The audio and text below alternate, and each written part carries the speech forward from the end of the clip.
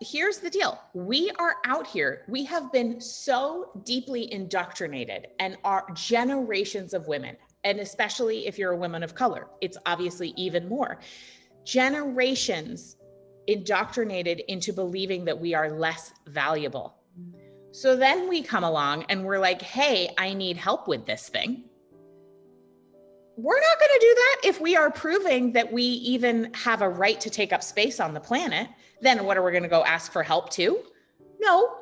So we come by it really honestly that there's this feeling that we are not allowed to even be here, and that therefore we should not need any help because we are essentially taking a man's place wherever we are. And so that we think that it proves us less valuable if we can't do everything by ourselves. But I will tell you, a cranky, exhausted, burned out woman is not as valuable to her family as a woman who is juiced up.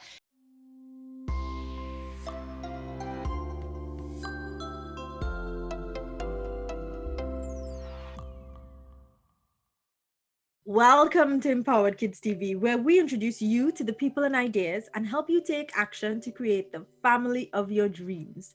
Our guest today is a mom of two, a wife, entrepreneur, best-selling author, speaker, and a true pioneer for women and business owners, specifically the ones who always find themselves taking care of other people. The author of Money, A Love Story, and Do Less, our guest has been supporting women to rewrite some of the generational patterns that we get stuck in and create lives that are abundant in every way. For me, I love her down-to-earth, practical, and refreshing approach to life and the challenges we face as women. So please, help me to welcome a woman whose spiritual practice is her sleep, the amazing Kate Northrup. Kate, welcome to Empowered Kids TV. Thank you. I'm so happy to be here. When I picked up your book, I thought it was going to be ram-packed with tools for time management and efficiency. But I feel like what I found was something even better. It felt like I found an invitation to reevaluate self-worth and self-value, and even self-love. And that felt like a delicious gift. So I wanted to start by asking you to share what prompted you to write Do Less in the first place. Yeah. What prompted me to write Do Less was my first pregnancy.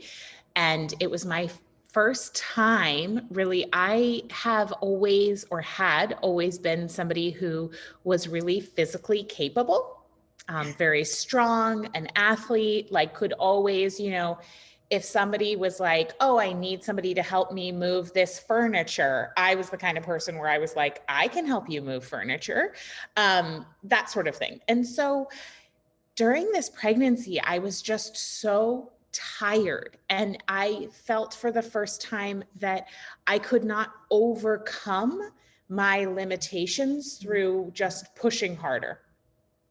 And it was really disorienting.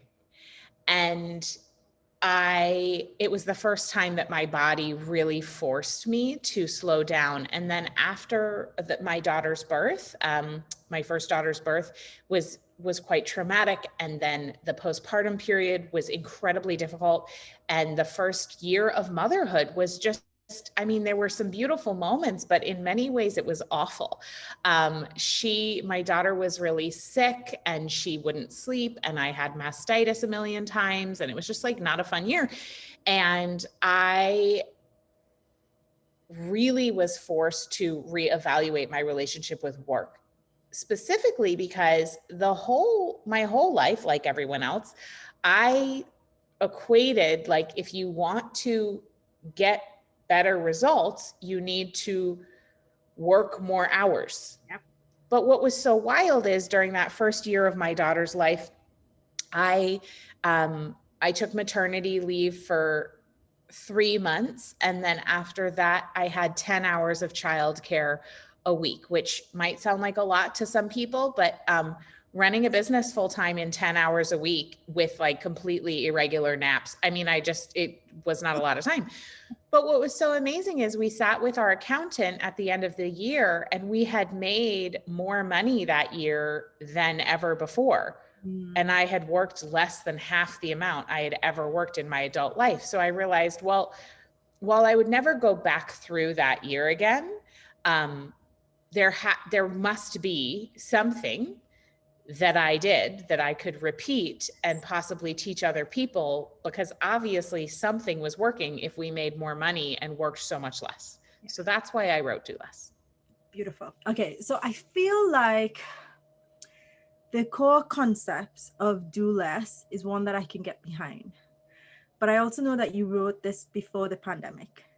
And in the same way where life kind of forced you to slow down, I think when I look back at myself before 2020, I felt like I was just like on this hamster wheel, going. And because I was forced to stand still, it was really an opportunity for me to reevaluate how many of the things I was doing that was actually making sense, or I was just doing for the sake of being busy.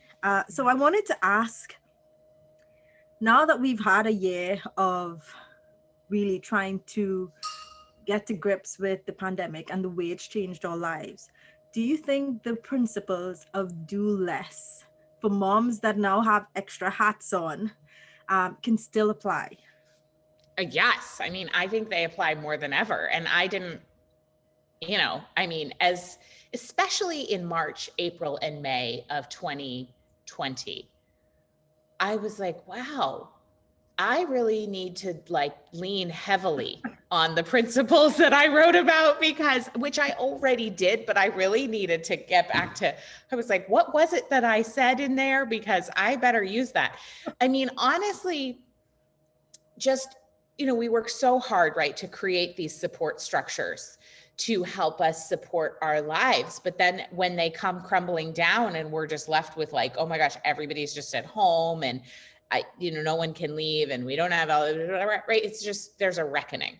And there's a reckoning financially, there's a reckoning emotionally, spiritual, relationships, all of that. And so, yes, the the principles that I teach in Do Less apply even more now than ever before, because I think so many of us, we were not craving a global pandemic stretch of the imagination, but we were craving, like, that phrase, stop the world, I want to get off. That feeling of like, can you just make everything stop so I can pause? And it's gone on so much longer, and there's so much destruction as a result. So I'm not saying it's a good thing. However, one of the beautiful parts that has come of it is that so many of us are reevaluating what matters to us. And ultimately, the Do Less methodology is all about aligning our lives with what really matters. And I was sitting down for New Year's Eve talking about, what are we most looking forward to in 2021? And I can't believe that what came out of my mouth was, the thing I'm most looking forward to is planting a garden with my kids. Aww. I mean, prior to 2020, that was definitely never going to come out of my mouth. I just thought like, oh, I'm too busy to grow my own vegetables, and now I'm just feeling so much more connected with the planet and realizing like, yeah, I mean, I guess if I never get on another airplane, I can totally be happy, and really just connecting to what really matters, which is, being there with our kids and being as healthy as we possibly can, and being as joyful as we possibly can. So this year has been helpful for some folks in terms of that, and certainly has been incredibly difficult for so many reasons. But I think we need these principles more than ever. I feel like so my kids were in transition just before the pandemic from what we call primary school into secondary school in the UK. And so primary school is about 5 to 12, 11, 12, and then they move into secondary school. And in primary school, because you have more interaction with parents, I had a wider network and a community, a little village, a place that I could rely on. And as they moved into secondary school, different schools from their friends, different schools. I have two boys, they were in different schools altogether. I felt like I lost that. And so I felt like my village had just shrunk all the way down to like one or two. And it was like, hang on, what's going on here? Like, I can't do all of this. Yeah. And so I see a lot of moms now feeling like I can't work full time. I don't have the luxury of having my own business where I can choose my hours and structure my day. I can't seem to be able to figure out how to work full time, do online schooling for my kids, and then do all the regular things that as a mom I was doing before. How do we begin to take a step back and analyze what actually needs to get done using the do less principles? So really, this is where we have to lean on the 80-20 rule. So the 80-20 rule says that 80% of our results will come from 20% of our actions. So let's say that the category of your life that we're talking about, because you do need to categorize this. So let's say the category of your life is the well-being of your children. Obviously, that's such a huge priority for moms. Yes. So the well-being of my children. Okay. So on the right side of a piece of paper, what results, how will you know that your children are well, right? How will you know that it's working? Well, you're having really great connected conversations with them. They are joyful and excited and engaged with whatever they're learning in school. They are, like confident. They feel confident about themselves. They share things about their life with you in an enthusiastic manner. So those might be, some of the results. And then on the left-hand side, write out all the tasks that you do regarding your children. Making the lunches, making the dinners, making the breakfast, cleaning the house, doing the laundry, coordinating. There's not so much of coordinating extracurricular activities right now, but maybe there is coordinating the Zoom school schedule, all of those, organizing the birthday party, tutoring with the homeschool, all the things, right? And then what you want to do is draw a line from the result on the right to the task or tasks on the left that directly lead to that result. And what you'll find is that there are about 20% of the tasks on the left that have a line drawn to them. And you may notice that there's a lot of the things that you do that you might think you need to do that you don't actually need to do. And you're doing them because your mom did them, or you're doing them because the other moms do them, or because you saw this one mom on Instagram do it, or, it's like, we just do all this stuff because we think that our value is determined by how busy we are. And yes, it is a lot to manage a household and to raise children and then a career on top of that. I mean, it's a lot. And also, we make it more complicated than it needs to be. So for example, I have a friend, Laura, who is she is the president of a tech company. She has 2 children, small children, and she just doesn't fold her laundry. And I was like, what do you mean you don't fold your laundry?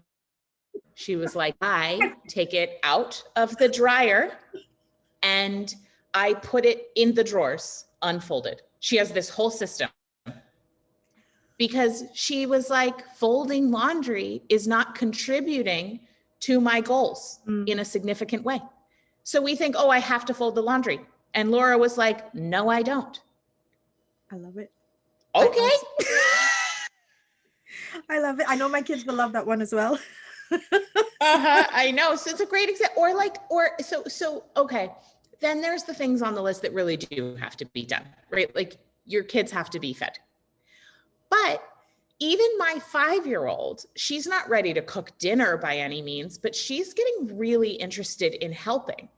And I'm like, okay, so if I could get her helping early, then before long, she will be capable of making dinner, even if it's just like noodles. Yeah, absolutely. So that that also requires us to give up the belief that we are a better mother if we are doing more things? I'm going to take a deep breath on that one, because I think it's so ingrained in us that we don't realize. So as we went through the pandemic, I saw loads and loads of posts of moms, some of them in tears, some close to tears, because they had just taken on the lion's share of everything extra. And I've not seen a lot of posts from dads going, "Whoo, this has been hard." And not because it's not hard for them. It's because we just roll up in as moms thinking, well, I have to get it all done. And what I've noticed in the circles of women that I support is they're so blind to the belief system about value that we come up with great excuses. No one else will do it right. Yeah. I'll have to do it over anyway, right? So I might as well just get it done for myself. No one knows how to do it. They simply don't. If I ask, they will give me an attitude. So I'll get a moan or a complaint. So it's just easier if I do it from my. So like we come up with all these things about why we have to do it, and then complain that we're exhausted at the end of it. And so I wanted to kind of dive deeper on that value bit in terms of how do you help your clients kind of step away from that belief that their entire value is wrapped up in doing and serving and putting themselves last? Well, first of all, I will say that we come by that honestly. Okay. So in the United States, in the year 1975, a woman could not even get a credit card in her own name without a man co-signing. So we were not even valued. We were not even valued as members of society who could be responsible with a credit card 40 years ago. Yeah. Or I don't even know what year it is, but let's pretend it was 40 years ago. Okay. Roughly. That is not that long. Yeah. So, yeah. Okay. So let's just start there. So yes, as women, we take on all of the things because we were raised to believe that our value is in how much we can please other people. So our value is pleasing other people. Now, that takes some deprogramming. Okay, that takes some deprogramming. And so that's okay. You know, that's okay. I just, the way I think about it is I look at my two daughters and I look at them and they're 2.5 and 5 and like 5. And I just think to myself, you know, they're like very focused on themselves and like what makes them happy. They're very kind, but at the same time, like they're very clear on like what they need and their own desires. And I just don't want them to be 38, you know, not even knowing how to answer the question, what do I want to do today? Like they're super clear. I'm like, do you want to go to the aquarium? No, I want to go to the playground. You know, it's like so clear. And so if we can really begin to actually look at not what is expected of me, but what do I feel called to? And that becomes a conversation around purpose and calling. And I do talk about this in Do Less in terms of what really matters to you. And then I also really recommend the book, The Calling by Raw Goddess, to identify like, what is it that is my highest contribution? Like, what am I here to contribute? Because I know based on the fact that it does not bring me joy, that I am not here to contribute primarily making all the meals for my family. It doesn't bring me joy. So that's how I know it's not my gig. Do I do it sometimes? Absolutely. Of course I cook for my family. But like when I can get out of it, I do as much as possible. When I can delegate that, right? Because my highest contribution is being totally present with my kids, listening to them, having fun with them, and then helping ambitious women light up the world without burning themselves out. Making dinner every night does not help me in either of those areas. Yeah. And so when we can begin to see that our highest contribution is actually showing up in our most lit up way. I mean, if we think about our own mothers, right? How many of you listening had a mother who sacrificed herself for you, or sacrificed herself for your father or other family members, and whose lights were out. Yeah. And like as we become adults, having a mother whose lights are out becomes a burden. Yeah. We don't want to do that to our kids. No, absolutely not. It's not helping anybody. Yeah, absolutely not. I want to kind of push on that whole sense of value a bit more, because I think the next thing is that you can intellectually recognize, okay, my value cannot be wrapped up in what I'm doing, but then still struggle with the next bit, which is asking for help. So let's talk a little bit, because you have some great tips on how to ask for help. Let's talk a little bit about why we find it difficult to ask for help and what we need to do in order to get better at it.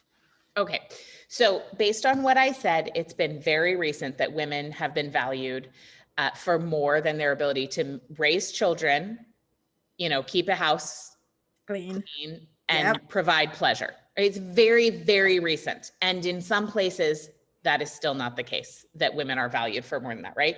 I mean, I almost lost my mind when I realized that women in Saudi Arabia, could only get driver's licenses in it was 2016 or something. I was like just about fell on the floor. I couldn't believe that women weren't even allowed to drive there. Okay, so here's the deal. We are out here. We have been so deeply indoctrinated, and our generations of women, and especially if you're a woman of color, it's obviously even more, generations indoctrinated into believing that we are less valuable. So then we come along and we're like, hey, I need help with this thing. We're not going to do that if we are proving that we even have a right to take up space on the planet. Then what, are we going to go ask for help too? No. So we come by it really honestly that there's this feeling that we are not allowed to even be here, and that therefore we should not need any help, because we are essentially taking a man's place wherever we are. And that so that we think that it proves us less valuable if we can't do everything by ourselves.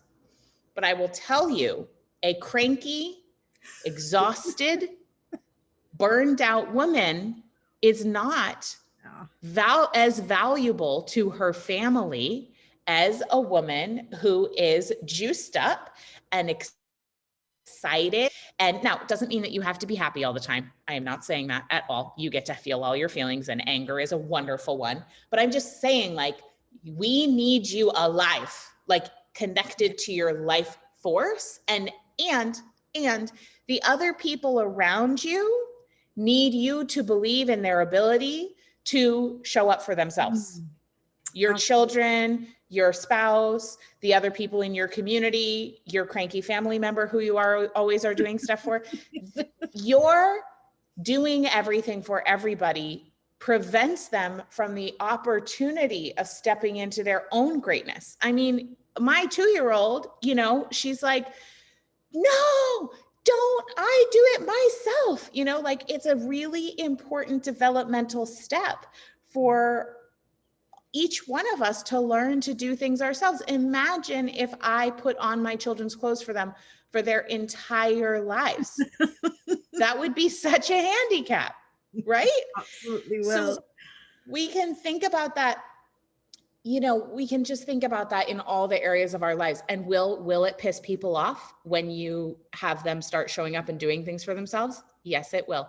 And it will also make them stronger, more resilient humans. And that is what the world needs. Absolutely. You have 3 tips for practicing asking for help. Let's talk about those. Number 1 is to ask early. So what I find is that often we don't ask for help unless it's an emergency. And at that point, it's harder to find someone who's available because, it's like, if you're in an emergency, it's like, oh my God, and it's fine. You can always ask for help in an emergency. We almost always do. Yeah. But what if you didn't need to be in crisis to have help? What if having help was like breathing? And what if helping was like breathing? I also just want to say this is not a one-way street, right? So I have a neighbor, Hannah, and Hannah and I grew up together and we have kids about the same age. And like one day she'll be like, I'm going to the grocery store. Do you need anything? And I used to say no. And now I say yes, because then when I'm going to the grocery store, I'm like, do you need anything? And so her helping me fills me up so that next time she needs help, I am available. And so it creates this beautiful interlocking web and village, which we can still do during the pandemic, by the way, because you still have to go to the grocery store. You know, and it makes us better helpers and contributors to society, because then we are giving from a open heart and we're giving from a place of excess as opposed to giving from a place of depletion.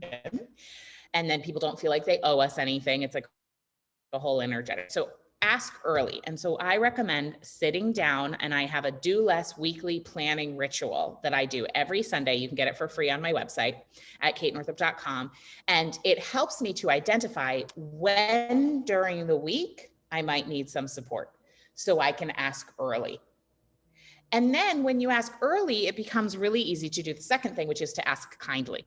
Because when we say like, hey, babe, can you take out the trash? It's really different from like, what is wrong with you? Why will you never do this? Why do, you know, it's like the difference between being kind versus being a nag. No one likes to help a nag. It's annoying.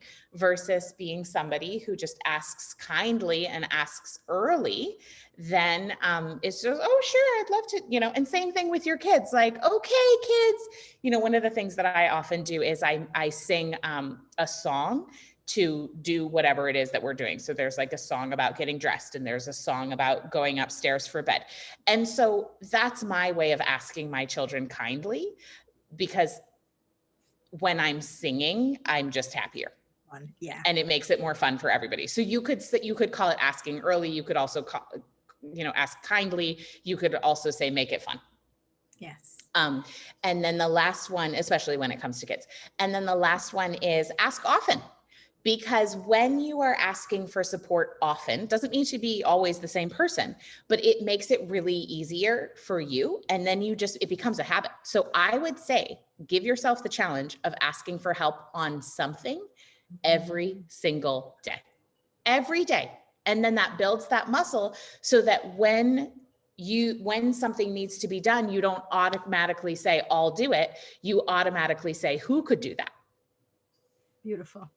I love that you talked about both sides, asking and receiving, because so always a giver, always giving. That was just the way I knew how to be. But then when it came to asking, I would ration. Okay, I asked you to look after the kids, so I won't ask you for another 10 months.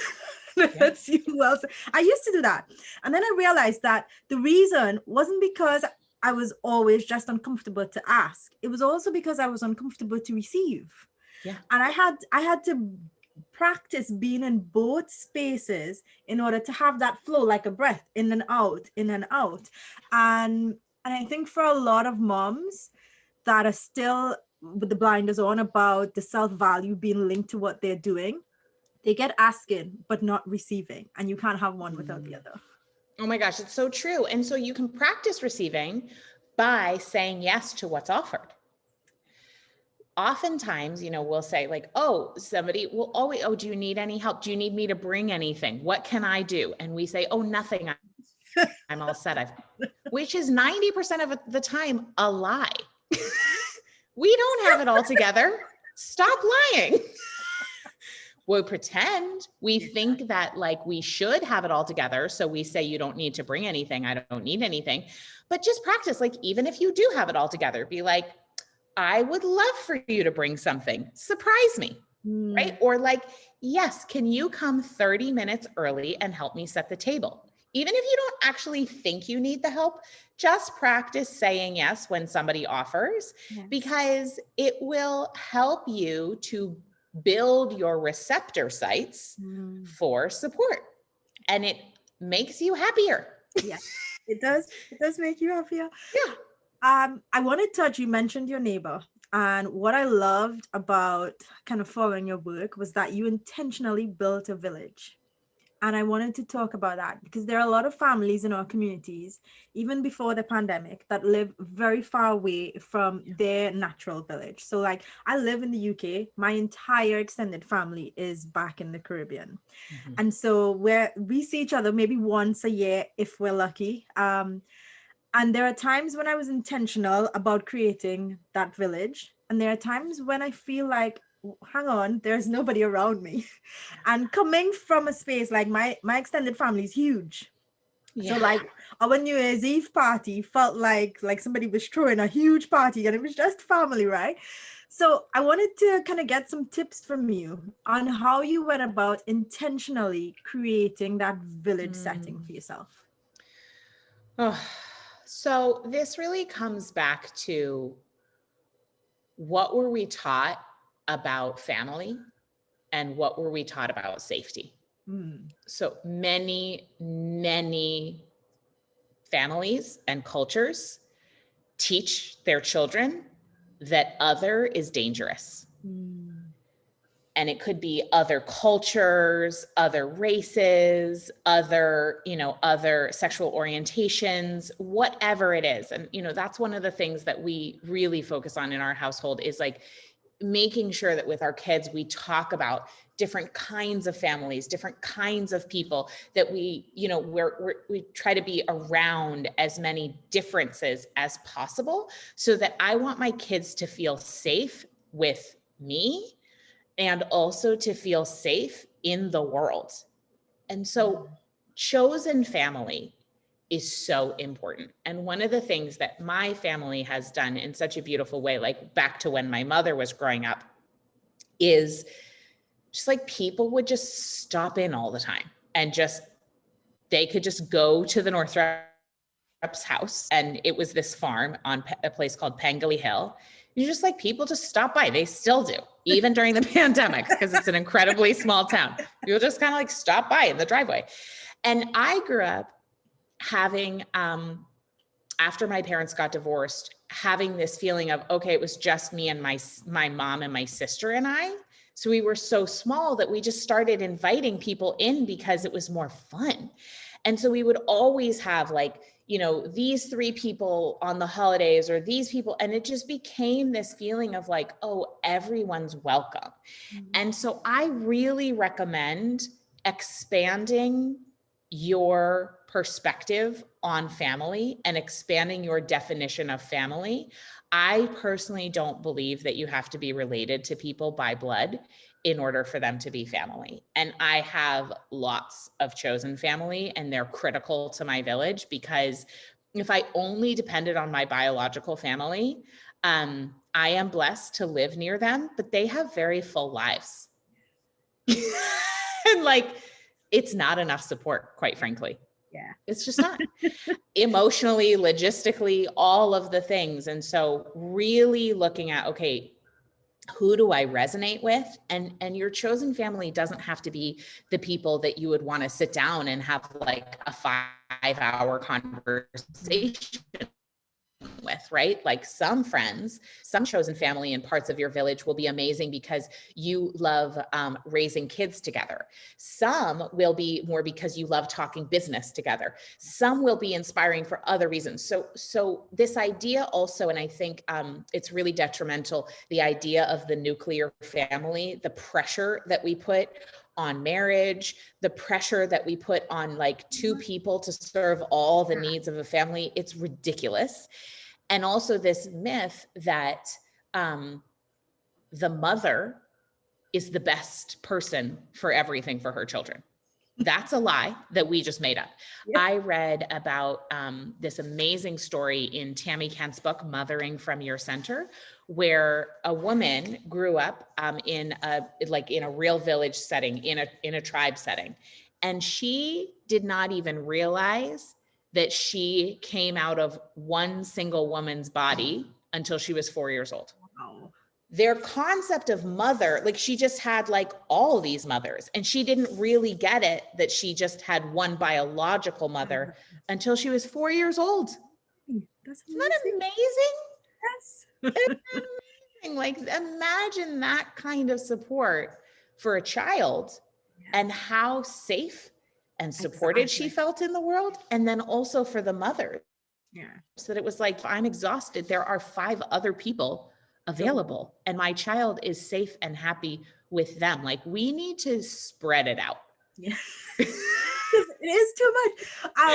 I wanted to touch before we get into some of your experiments, and I just want to say to everybody that Kate's book is ram-packed with experiments that I think every family, every mother should try. So everybody get a copy of the book.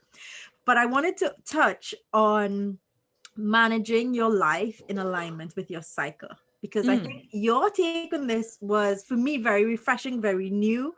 And I want to touch on how you've managed to kind of realign your life, and some of your clients maybe realign their life and their activities based on their cycle.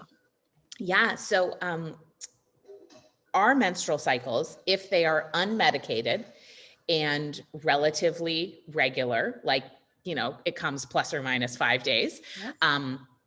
and relatively healthy, they're a great time management tool, and specifically energy management tool, because we have 4 distinctive phases throughout the month.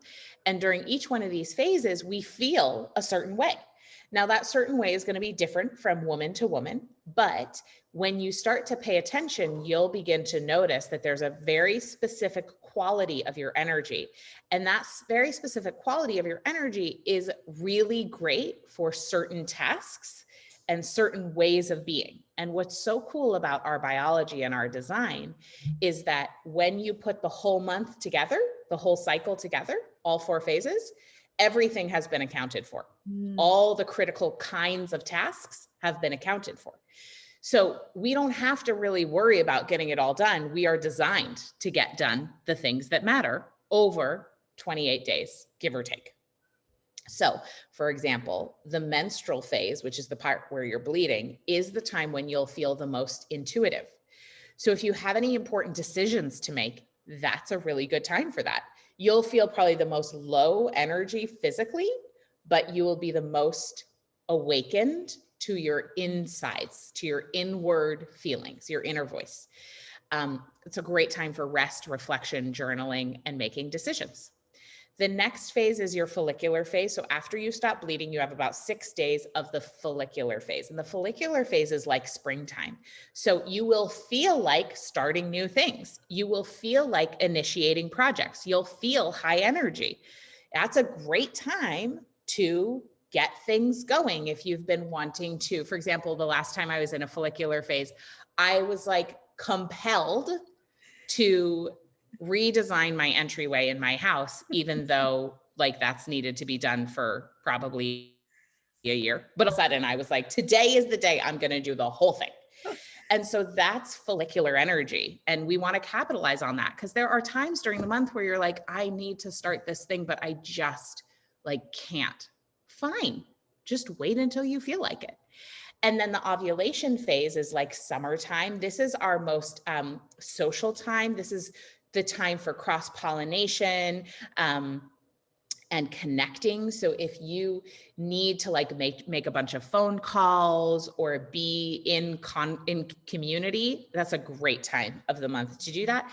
And then the final phase is the luteal phase, which is like autumn. This is the details and completion, wrapping things up time. It is the time when we do begin to turn more inward. So it's like that cozy sweater tea energy, but it's a great time for like you're tending to your finances, tending to the details. Like if you needed to cancel a bunch of automatic charges on your credit cards, it's a great time to call and like do all those things, or analyze something, or make detailed travel arrangements, or like, oh my gosh, like do all the cross-referencing of your children's school calendars, like those types of things that really require your focus are great during the luteal phase. And that's the 10 to 12 days before your period begins. Now, during that time of the month, though, I will say your filter, you have a high negativity bias during that time. So that has been, what is it called? I can't think of the word right now. Anyway, well, it'll come to me, but our medical system calls that PMS. Okay. So PMS is a real thing. Obviously, like some women really suffer And I just want you to know that PMS is not, it may be normal because it's it's common, but it's not normal. And you do not have to suffer. PMDD also, that is a sign of a hormonal imbalance. So I'm not the person to go to for that, but my friend Nicole Jardim is, and she wrote a book called Fix Your Period, and I would highly recommend checking out her work. So, but even if you are not having a hormonal imbalance, you will feel more like things are wrong in the week or so leading up to your period. That's fine. Just take notes, because that's really good information to reflect on when your period comes. So it's not a great time to make decisions, but it's a really good time. Your life is pointing you towards what needs your attention. And if you actually look at it every single month, it becomes this beautiful cycle of refreshment and growth where you're like, okay, I'm going through the cycle every single month and I'm learning what's not working, and then try something new, or I refine the next cycle and then I refine. And then that way your life just keeps getting better and better and better. You know what I really loved about this, Kate? It let me put the guilt down. So on the days where I had this long to-do list and I just couldn't get myself going, and I'm like, come on, because everything is so tied to how productive were you at the end of the day. And then I realized, okay, I could have a different definition of what productive looks Yes. like for me. So on the Yes. days where it's my big sweater and my cup of tea day, if I just spent time with my kids and that was happy, connected time, and I was kind and loving to myself, that day was a win. Yes. And so my entire, and this is why I said at the beginning of our conversation that it felt like it was an invitation to reevaluate my value, but also the way I loved myself. Yeah. Because I found greater kindness throughout the month by looking at what I was feeling and knowing that that was natural and not something wrong with me on any given day. Yeah, that actually every single phase and every way you feel is a gift. And just because our culture has told us that good women, good mothers, good wives are happy and sexually available and nurturing and caring, does not mean that's the only way to be. That's just one piece of the puzzle. And you can also be introspective, and you can be angry, and you can be, there's all these other ways of being that are also a wonderful gift in different ways. Yeah, absolutely. Okay, so for the moms who are listening and that said, okay, I get it. I'm on the brink of overwhelm, or I'm spinning out because I've been in that dance for a long time. What are some of the experiments you will say this is where you start first to at least begin to feel like, oh, I've got that deep breath so that I can get clear on what I need to do? Yeah, so I would take a look at, of course, I can't remember the experiments off the top of my head, but I know, I think that one is streamline your to-do list. So I would really recommend starting with asking the questions about what it is that you're doing, and ask the following 3 questions. Does this need to be done? Right? So we talked about this with the folding laundry. Like, when you are at the brink, just about anything will put you over the edge. For example, the other day, I'm having a little bit of a situation in my life right now. And I was teetering on the brink a few days ago. And I was feeling really irritated because the floor in the kitchen was so dirty. And so I started obsessively sweeping, and like then needing to sweep everything, but then it was making it be so that I was irritated and hot, and was going to be late for the other things that I needed to do. And my friend was like, Kate, because I was like, this floor and the tile and the whole, I mean, it was just like a moment. And she was like, Kate, wear socks. If you wear socks, it won't irritate you like that. And I was like, oh, see, does the daily obsessive sweeping need to happen? No, I could just wear socks. Wow. I could have a dirtier floor and wear socks, and then I won't feel it. Amazing. Amazing. So ask yourself, does this need to be done? Anything you're doing during the day that feels like there's friction or irritation, does this need to be done? Next, does this need to be done by me? So if it is a yes, it does need to be done. Who else could do it? And I will tell you what, my 5-year-old and my 2.5-year-old got so excited about the sweeping. Did they do a very good job? No, but they will someday, they will be good sweepers. And I would rather go enthusiastically toward their desire to do it than be like, I need to do this myself, because someday I won't have to do it myself. And I will say, I mean, it's not like I spend a ton of time sweeping. It's just like a good example. And then the third is, does this need to be done right now? So we create a lot of false urgency. Yeah. Here's an example. On Christmas Day, I was bent out of shape because of a variety of things. And I really needed a workout, because I do this workout that just like helps me feel really clear and centered, and like it makes me feel great. So I knew that the timeline of my Christmas meal was going to be completely thrown off if I decided to work out and take a shower instead. And the answer to the question, does this need to be done right now, was no. It was like, if we eat Christmas dinner 45 minutes later with a happy mom, everything will be better. Right.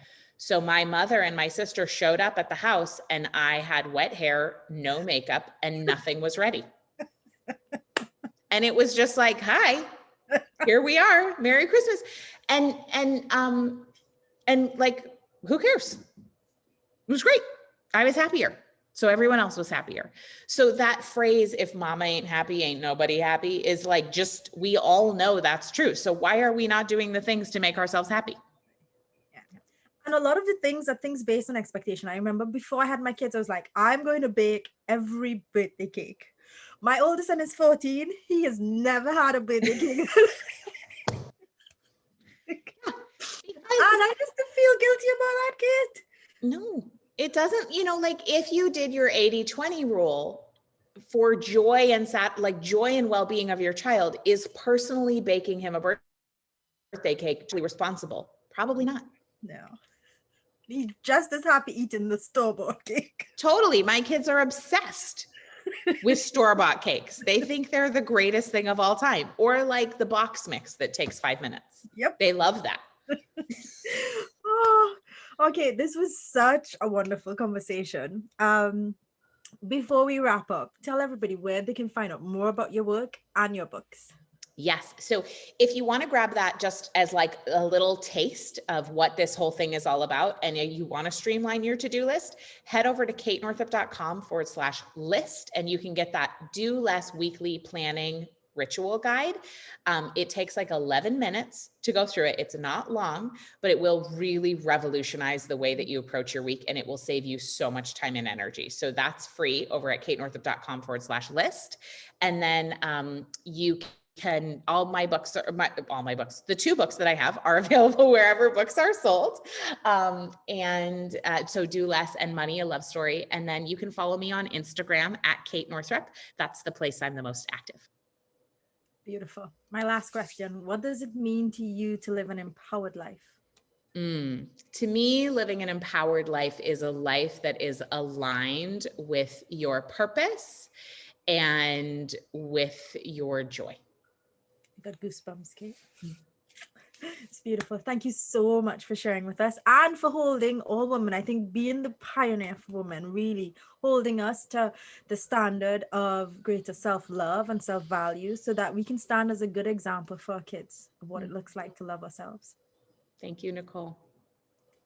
Okay.